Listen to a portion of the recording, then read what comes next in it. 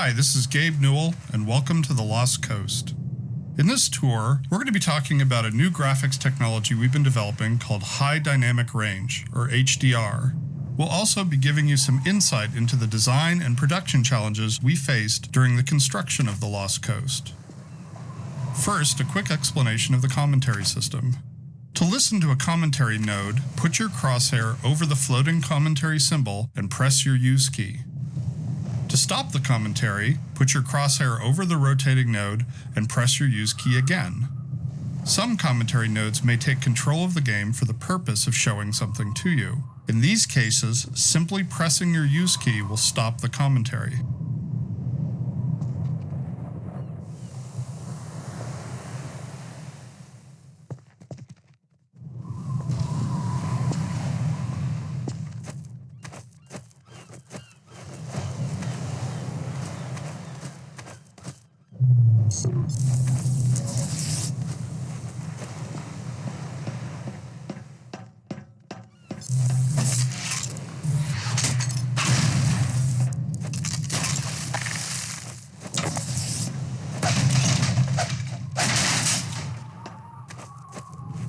The remains of the ship in front of you were once part of a puzzle we cut out of the Lost Coast. The original design of the puzzle was based on the idea of the player and the fisherman cooperating together to solve something. This was the type of puzzle we'd always wanted to attempt in Half-Life 2. Unfortunately, as development on Lost Coast neared the end, and this puzzle still wasn't finished, we decided to cut it. It's always painful to remove work, so we've tried to evolve a process for making those kinds of decisions. For example, with this puzzle we asked ourselves, is this puzzle actually fun? If not, how much work does it need to be fun?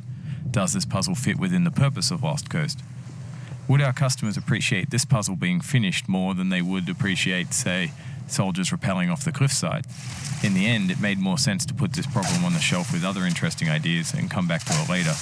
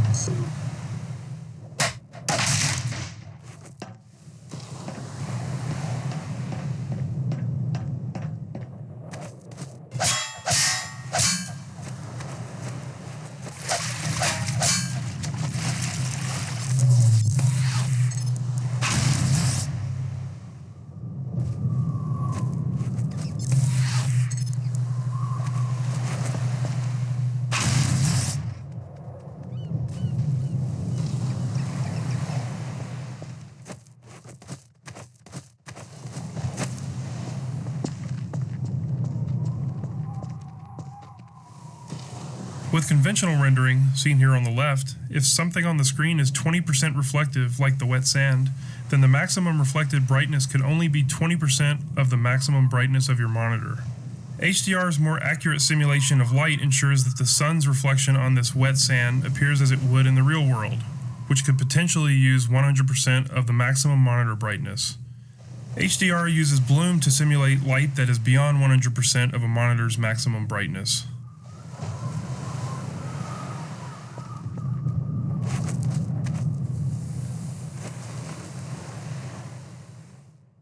When the art team started to think about a location that would demonstrate the power of HDR, a beach was one of the first choices we made. The visual relationship between the sky, the water, and the rocks is something we could not achieve without HDR. In order for high dynamic range to correctly simulate the light's interaction with the surfaces around you, like these wet rocks, We needed more precise information about the surfaces than we've had in the past. And now going forward, we're modeling textures in 3D packages to ensure that the physical information encoded in the texture allows HDR to correctly bounce light off the surface. We also designed the colors and values of each surface to ensure they will be correct across all exposure levels.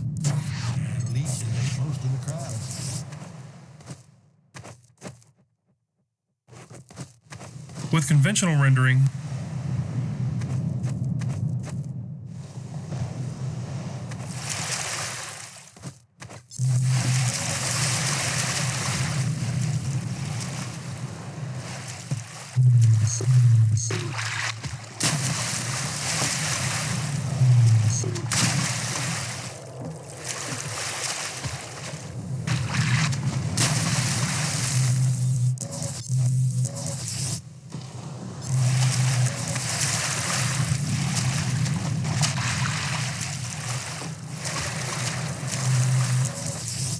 The process of building characters in Half-Life 2 taught us many things.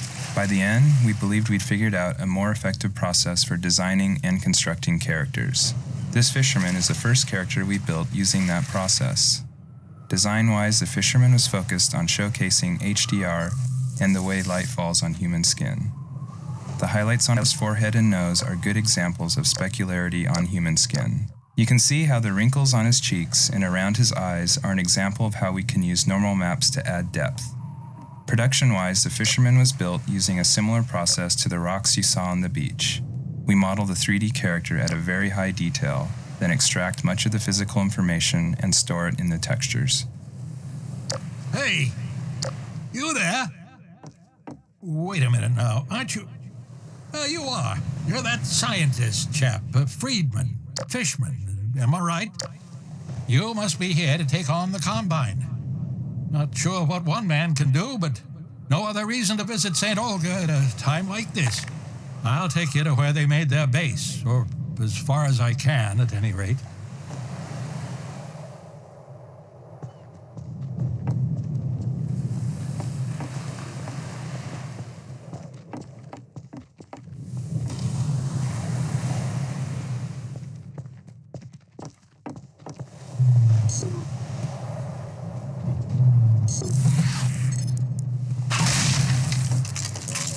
Here, now, let me just unlock this gate for you. Got the key right here. There we go. Get along now, Daddy. Destroy that gun and no dawdling.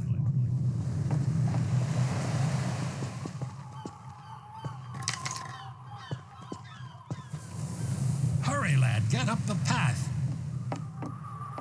water presents us with a lot of rendering challenges. In fact, we have to render the scene 3 times, once for the refraction of what's under the water, once for the reflection of everything above the water, and once from the player's view. You can see the reflection and refraction scenes in the 2 small windows on screen. In the refraction, we calculate per pixel how much water you're looking through to do a volumetric underwater fog to simulate particulate matter. For our full HDR solution, we had to go through the entire engine and modify every bit of code that calculated light and color. For example, these water reflection and refraction renderings had to be improved to support the full range of contrast values. Get going!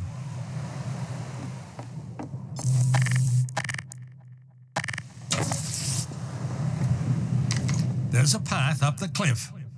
Step lightly now.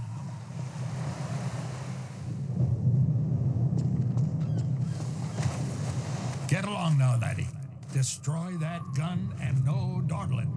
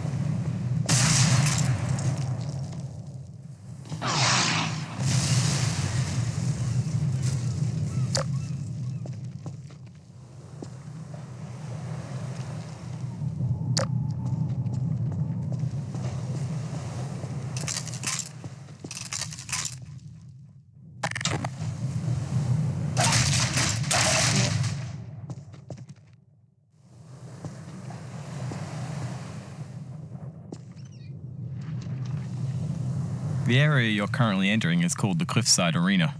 We were particularly happy with the vertical cliffside in Half-Life 1 and regretted that we didn't iterate further on that concept in Half-Life 2. Vertical space allows us to force the player to deal with threats from above and below. We find that players focus their view on the direction they're traveling, so by using a cliffside and having the player ascend it, we ensure that the player will look up and be prepared for enemies. If the player's path was to move past the bottom of the cliffside, it would be unlikely he would notice soldiers rappelling down from above. And dying from unknown threats never feels fair and certainly isn't fun.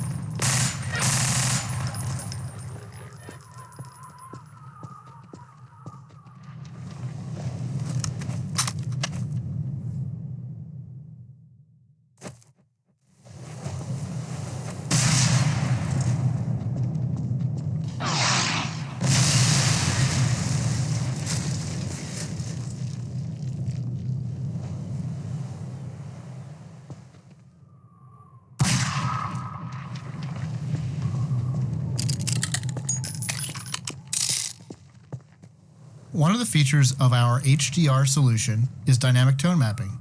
The easiest way to think about dynamic tone mapping is that it's a method of simulating the way the human eye reacts to light. In the real world, you've probably walked into a dark room and noticed your eye adjusting to the darkness, letting you see better after some time. Or you've walked out into a bright day and been blinded by the sun, only to have your eye adjust and allow you to see normally. Your iris is adjusting itself in response to the amount of light hitting your eye. Dynamic tone mapping simulates this by automatically adjusting the exposure of the scene to mimic the behavior of your iris. You can see this as the view moves from the dark tunnel to the bright sun and back again. Here, you can see the way we calculate the amount of light hitting the player's eyes. We take a snapshot of the scene, measure the brightness levels, and then use that to adjust exposure. We consider light at the center of the screen more important than at the edges to better simulate the geometry of the eye.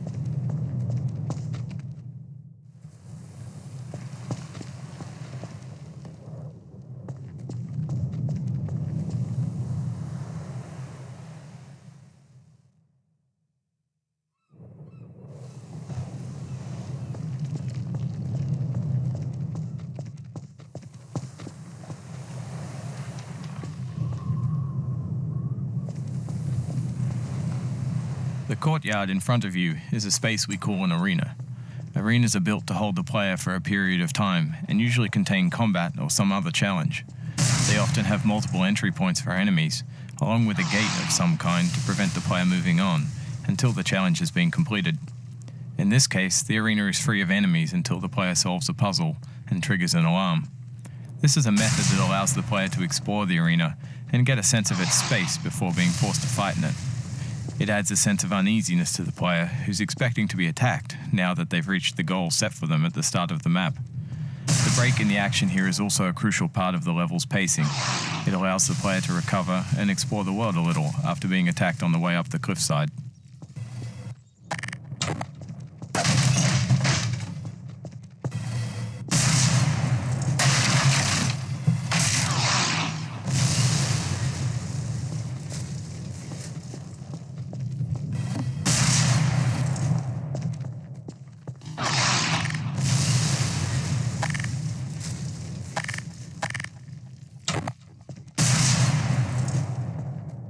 The source engine supports a wide variety of shaders.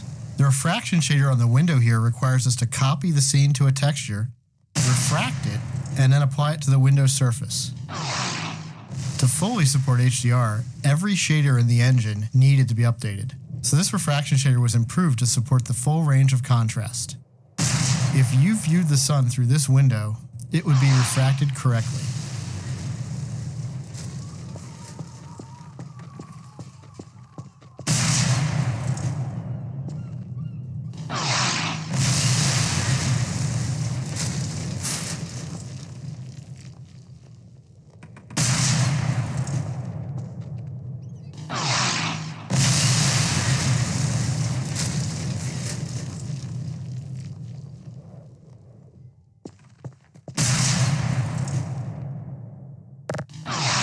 We wanted to transition from a bright, wide-open space into a tighter, closed one to showcase HDR's dynamic tone mapping.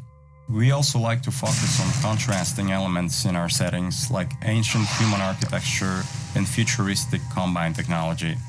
A monastery fit these requirements perfectly. Monasteries are generally isolated, unlit, and built ages ago. They provide a great backdrop for the contrasting combine technology. When we build fictional settings, we try to ground them by basing them off a real-world location. We use this location as a design constraint that forces a logical consistency behind the art choices.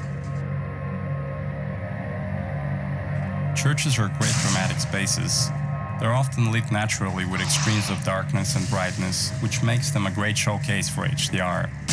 Gothic churches are the sober monochromatic spaces that you've seen in almost every horror movie or game. Byzantine churches, on the other hand, are very colorful and have a large variety of materials. We wanted that color and material variety to show off our HDR reflections.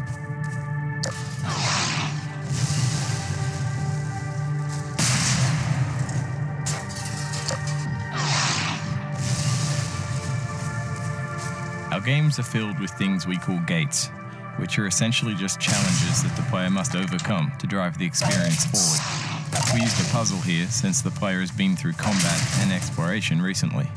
When we design challenges, we try to ensure that the player's goal and the action required by the player are both fun. It's not hard to create interesting goals for the player, like stopping this machine from shelling the nearby village, but the action required by the player to solve the challenge needs to be fun as well. So instead of something menial, such as hitting an off switch, the player gets to use physics to jam the gun's mechanism and cause it to break.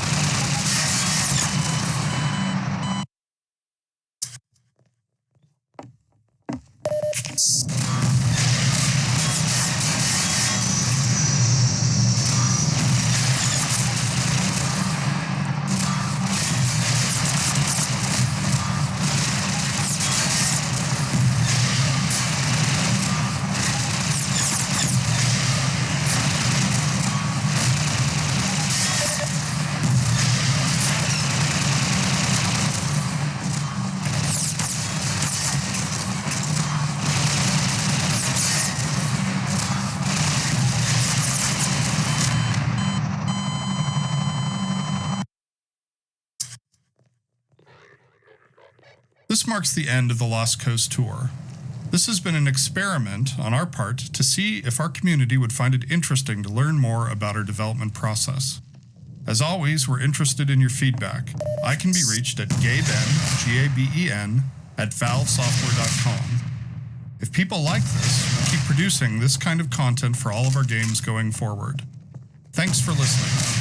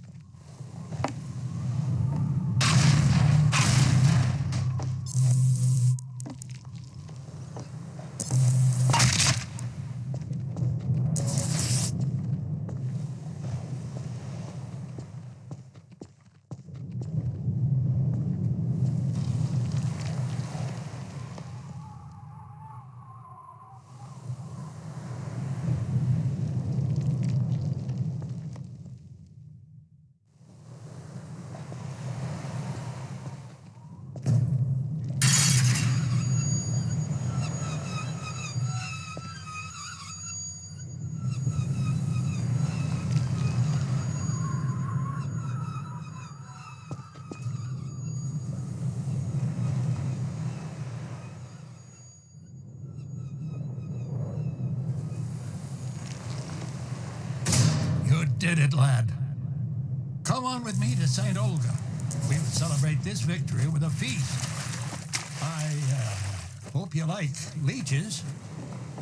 Hey, where you going? You're getting fuzzy around the edges. Well, I guess you got other places to be. Nice knowing you.